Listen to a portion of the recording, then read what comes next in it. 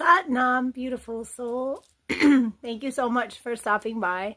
I want to talk to you guys about healing with tantric energy. That would be the sexual energy, I guess you call it, but it's actually prana, life force energy. Family, whenever you're beginning to not ignore your gifts. You're beginning to realize how very powerful and healing that type of energy is. You might be a solo tantric practitioner. That's whenever you take your desires, family, whenever you have like 3-3 was on the timer. Thank you, Yeshua. Whenever you have like attraction, a deep physical attraction, or even any type of attraction where you have a desire or longing for on the timer, maybe for connection, maybe for a certain person, instead of, bringing yourself to, instead of getting lost in like fantasies all up in your head, and instead of bringing yourself to like a moment of release while thinking about them, people, family, you take that energy, you take those you take that desire, family, and you move it through the body, working with the breath, family, and bringing it up into your body, moving it through your energetic system, eventually into the pineal and the pituitary gland, family, and all kinds of things begin to take place within your body, all kinds of alchemical things,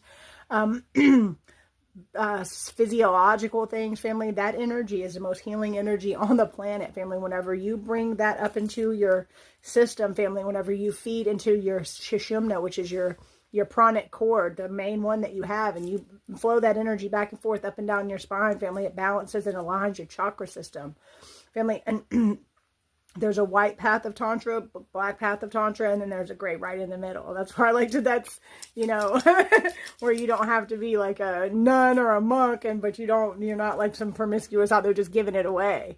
You know what I'm saying? Or out there, just trying to stay in those moments of ecstatic bliss by staying in your mind and like your desires and like keeping that energy running through your body, family.